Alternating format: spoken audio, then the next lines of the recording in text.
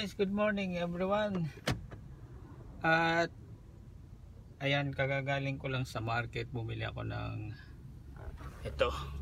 ng grapes at saka ng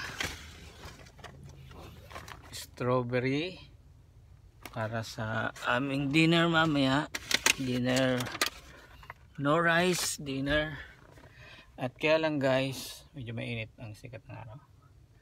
Kaya lang guys, napansin ko guys, medyo may warning dito sa aking warning indicator. Ayan yata tayo. Ayan, medyo may warning siya na ito, malambot yung tire. So chinek ko naman physically. Ito, check ulit.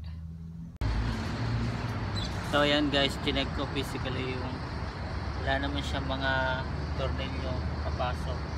Normally kasi tornilyo ang mga screws yung nakakabutas ng aking gulong dito sa sasakyan, kasi yung mga pag may mga aksidente at saka debris, so naiiwan sa karsada, so minsan gugulungan ng mga sasakyan at yun yung normally kakakos ng puncture or tire puncture. So bihira naman dito sa Dubai ako siguro mga 5 beses pa lang ako na flat in my entire driving dito na sasakyan ko. So 7 years na itong sasakyan namin. So mga 5 times pa lang ako na puncture sa tire, kasi magaganda naman yung daan dito. Yun nga lang, galing sa mga debris ng sasakyan, ang mga tornilyo na iwan sa daan. So dadaan muna ako sa isang gasoline station, sa pump station, para magpahangin. Check ko na yung gulong, wala naman siya mga tornilyo. So punta na lang ako doon sa pump station para magpahangin.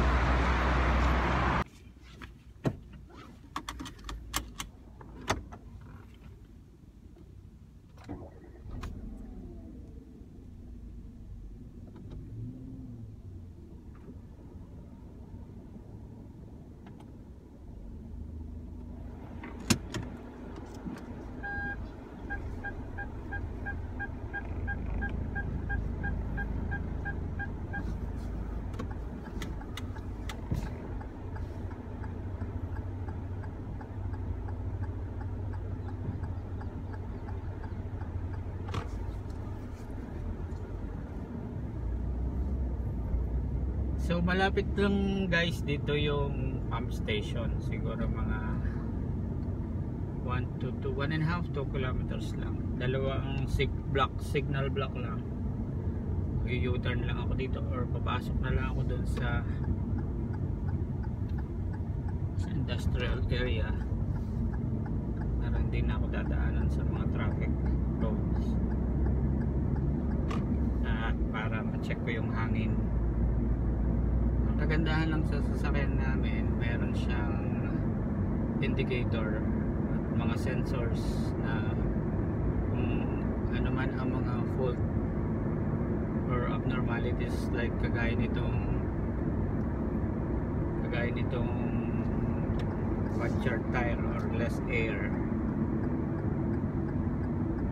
Baka less air lang siya, so hopefully para hindi naman siya hindi ko na siya pa-servicean sa tire.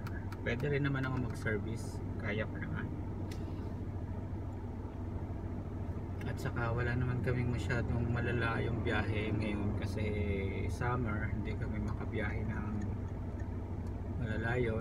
Like normally pag ang malalayong biyahe lang namin is pag magka-camping kami or long drive trip, kasi mahilig kami mag-camping, mahilig din kami mag-long drive, at meron kaming mga family friends na may mga sasakyan din na kasama namin pag mag activity ng camping, overnight camping.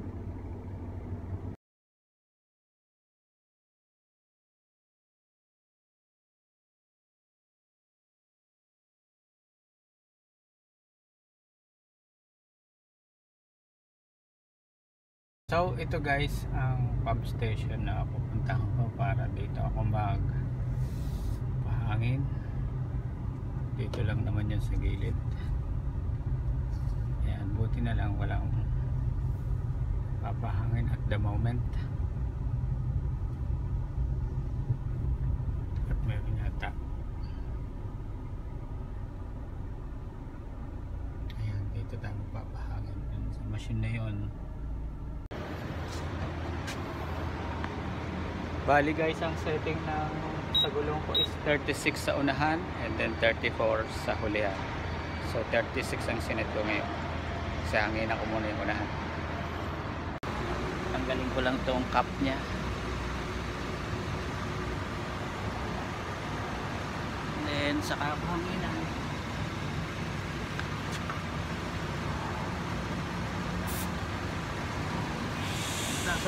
Nasa 28 siya guys, 28 gauge. So malambot siya talaga. Warning siya talaga. 32 na dun sa machine. Tutunog yung machine pag 36 na siya. Ayan.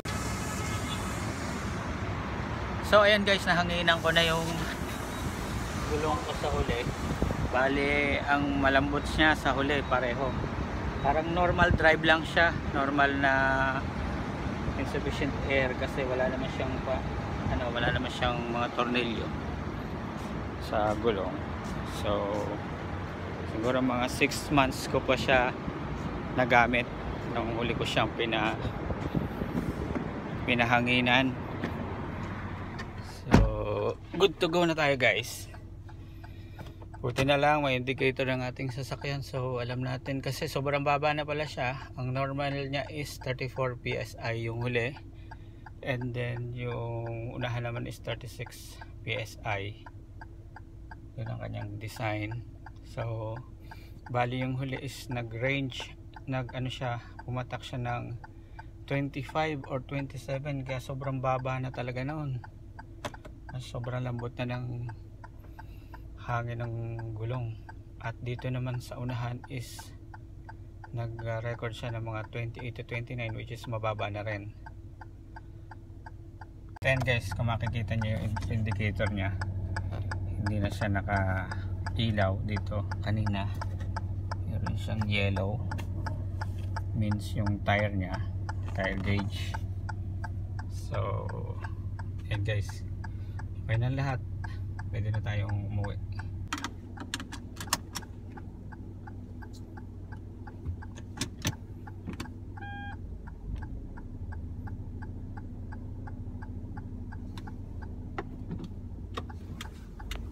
So ayan guys, uwi na ako ngayon.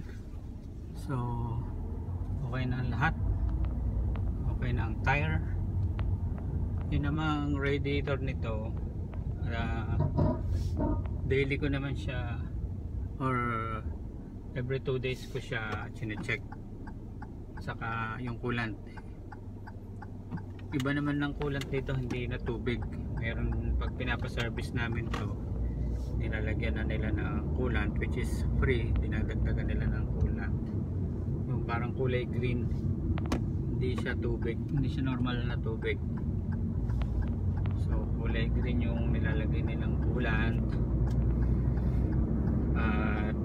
Good na yun for 10,000 kilometers na biyahe, distance for the next service, maintenance service nito. Kaya tagal-tagal na wala pa naman siya sa actually low level. So hindi niya nare-reach talaga yung low level, hanggang sa less medium level lang siya from the entire 10,000 kilometer na mileage. Kaya to think na sobrang init pa dito pag summer. So ganun ang advantage nung hindi makalimutan ko na yung tawag doon sa coolant na yun, eh. Ganun ang advantage ng special coolant kumpara sa water, na kasi kalimitan yung iba nilalagay lang tubig. Pero ewan ko dito sa mga sasakyan dito kasi talagang mayroon silang special coolant, hindi na yung mga tubig kagaya dati. So ayan guys, naipark ko na doon si Creta. So